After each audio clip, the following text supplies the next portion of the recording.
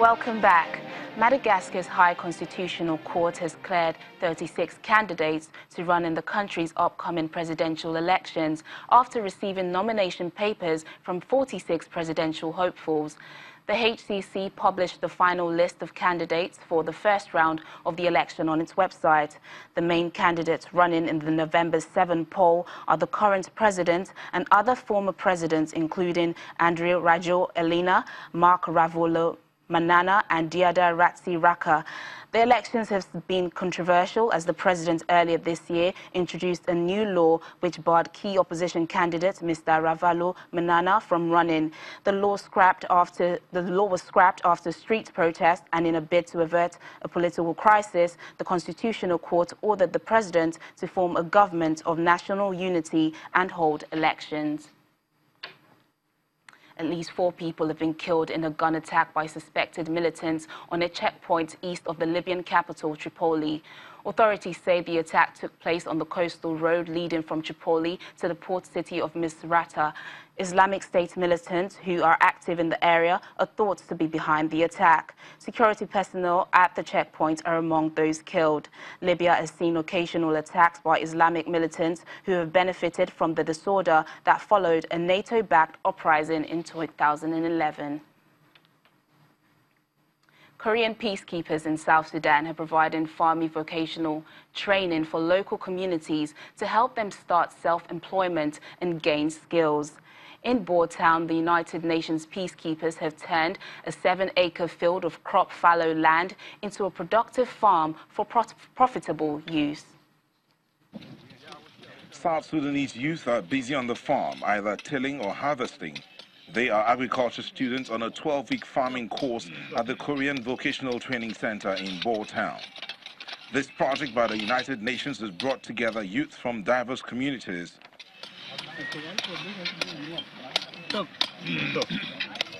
A fast-growing species of maize, which has been growing for the last 2 months, is in its flowering stage, and weeding helps to ensure the soil has more nutrients to see a successful and healthy crop.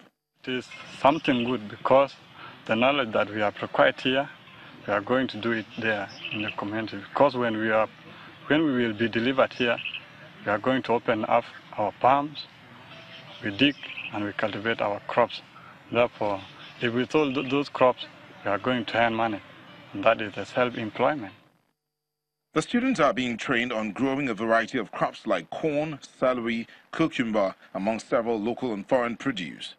The conflict in the country has not allowed the agricultural sector to flourish to produce much-needed domestic food supply.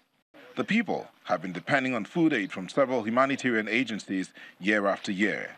If there is peace, that one it requires security, because wherever there is an insecurity, it is difficult to open up agriculture plantation. So if there could be a peace, therefore we are going to do what we can do best for ourselves. From irrigation to setting up greenhouses on the farm, these students from across South Sudan are learning that agriculture is possible through different efforts. Conflict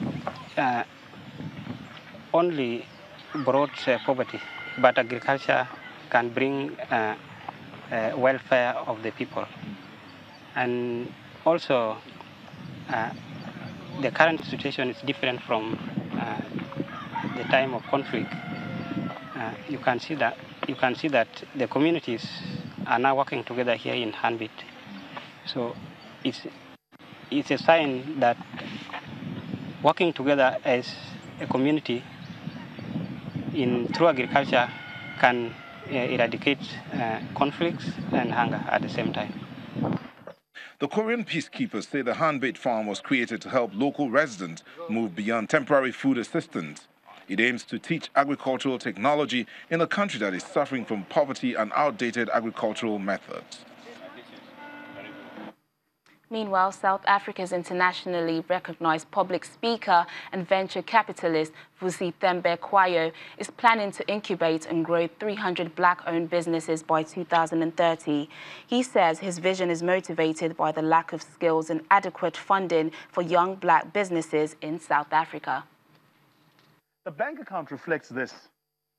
Through his My Growth Fund, an enterprise development initiative, Tembekwayo has invested 5 million rand to try and fill a gap in entrepreneurship, where he says black people are disadvantaged. The end of apartheid in 1994 came with promises of better housing, health, and education for millions of blacks shut out during decades of repressive white minority rule. But 2 decades later, poverty persists. South Africa's unemployment rate is 26.7%. Among black South Africans, the majority population, unemployment is made worse by racial inequalities that stands at 32%. In most parts of the continent, Africans become entrepreneurs just as a means of survival, rather than because they have identified specific opportunities to exploit.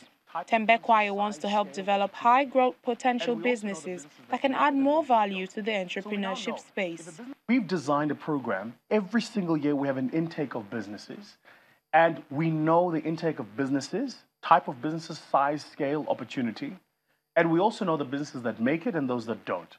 So we now know if a business averages 4 million rand or more, it'll last over our program.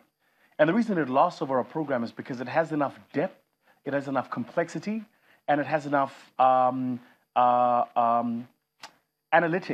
for us to help the entrepreneur make intelligent decisions.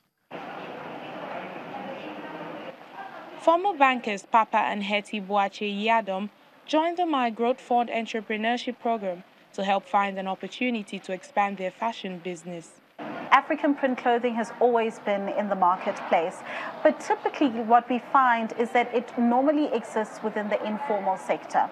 And so our biggest point of difference is that we've actually formalized the business aspect of the African print fashion industry. We've put them in award-winning malls, in convenience areas, so that people don't have to venture outside of their normal shopping radius.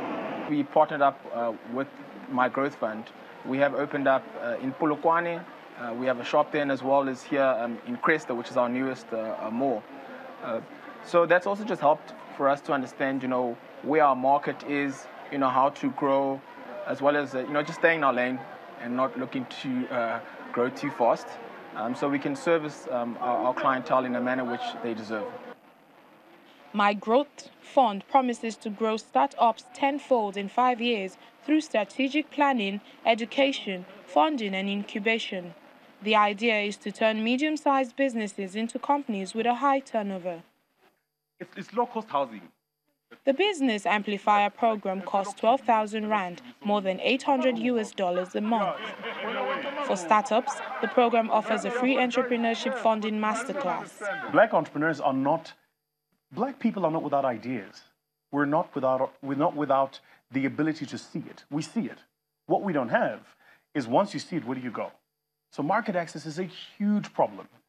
And to understand market access, you need to understand the structure of the South African economy. The South African economy, by its nature, locks out small players. If I'm an investor, it means I take an equity position in your company, which means... Experts say entrepreneurs are central to bridging Africa's widening inequality gap. But most governments on the continent are not doing enough to help them. For these other costs to start showing. That's it on the program today. Thank you for watching, and Teniola Shobwale.